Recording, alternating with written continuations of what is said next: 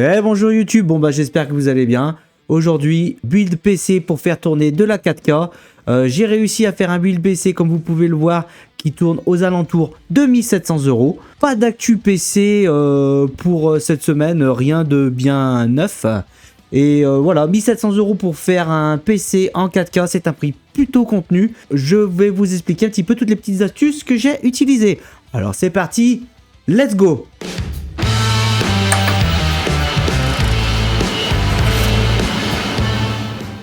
Donc, j'ai choisi en processeur le Ryzen 7 5700X. Je voulais au début mettre le 5700X 3D, mais il a complètement explosé de prix. On ne le trouve pas en dessous de 500 €. C'est scandaleux.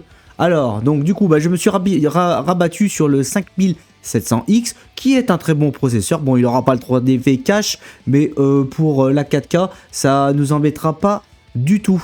Ce qu'on fera, on pourra peut-être, si jamais vous trouvez un 5700X 3D d'occasion ou un 5800X 3D d'occasion, à la rigueur, pourquoi pas. Le 5700X 3D est mieux que le 5800X 3D, car celui-ci chauffe à mort. Voilà, donc 5700X, bon processeur. Attention, celui-ci n'est pas vendu avec le refroidisseur. Donc c'est ce qu'on va voir tout de suite. Le refroidisseur. J'ai choisi le Arctic Liquid Freezer 3.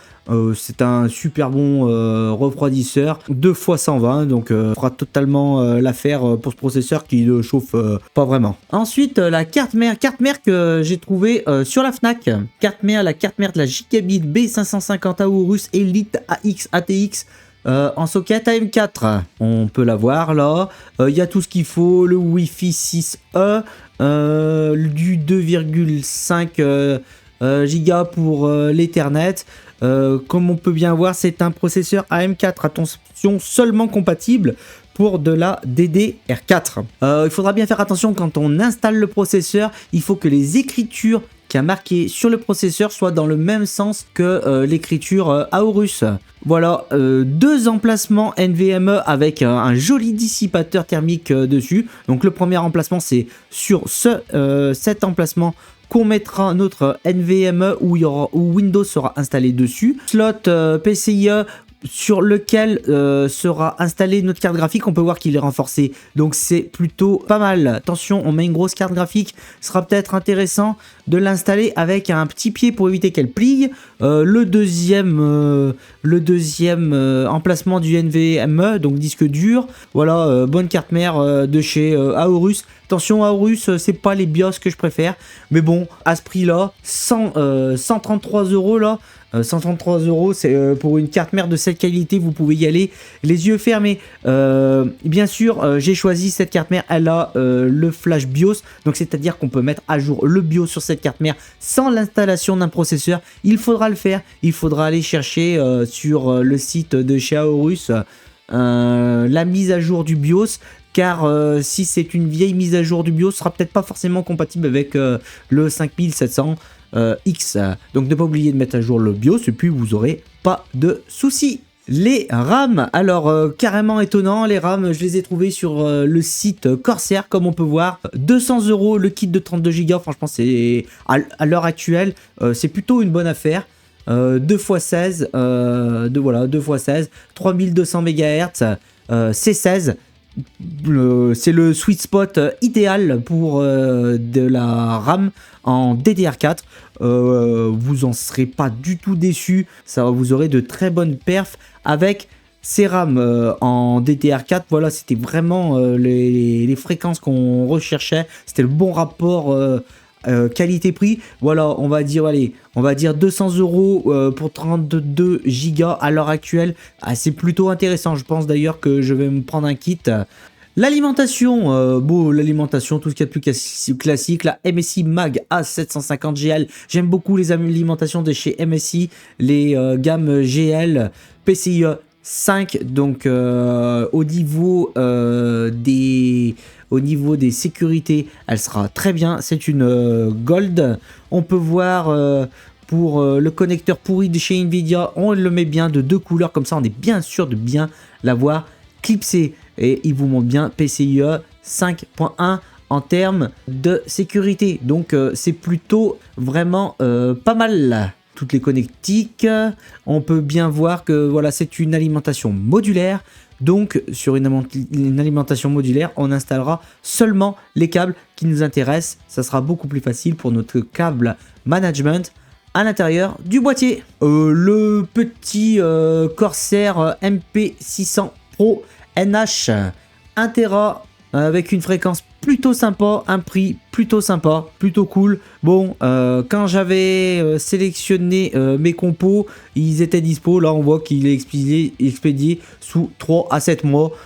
Si vous trouvez un autre NVMe de 1 Tera entre 100 et 120 euros, allez, vous pouvez y aller. Hein. Et le boîtier, super boîtier là de chez Asus, fait notable, il est vendu avec les 4 ventilateurs, donc les 3 sur le côté et le ventilateur à l'arrière en reverse. Donc ça veut dire qu'on a le joli côté des ventilateurs pour faire rentrer l'air comme ça là.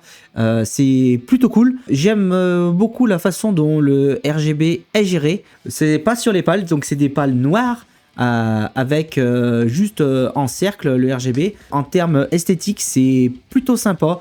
On a 2 USB type A en façade et un USB type C en façade. Le bouton Reset Power. Voilà, bon boîtier. Comme on peut voir ici, incliné à 8 degrés. En général, ça sert à laisser un petit peu plus de place ici, derrière. Pour le câble management, la cage du HDD, si vous voulez faire du stockage mort, style toutes vos photos, vidéos, ça peut être sympa de mettre un petit HDD là, les HDD qui ne sont pas encore trop chers à l'heure actuelle. Faut se dépêcher. Apparemment, d'après les leaks que j'ai pu un peu lire à droite à gauche, ils seraient censés monter de prix. La carte graphique sur Alternate, la GeForce RTX 5070 Ti, très bonne carte graphique pour le prix, 838 €. Écoutez, pour les perfs qu'elle a, c'est plutôt sympa, sachant qu'elle a les perfs d'une 4080. Les 4080 à la fin... qu'on trouvait où on trouvait des 4080, on arrivait à les trouver autour, allez, on va dire c'était les meilleurs prix c'était 990 €, entre 990 € et 1100 1200 €. Bon, après tous les modèles au-dessus ça servait à rien. Donc là pour la même perf qu'une 4080, sachant qu'on aura les derniers DLSS dernière gêne, donc ça veut dire x2, x3, x4, 838 €, vous pouvez y aller, aucun souci. Vraiment très bonne carte graphique, avec ça vous pourrez faire tourner de la 4K, aucun souci, et de la 1440p pour faire de la 1440p compétition. Là il y aura des FPS à gogo, 16 Go suffira largement.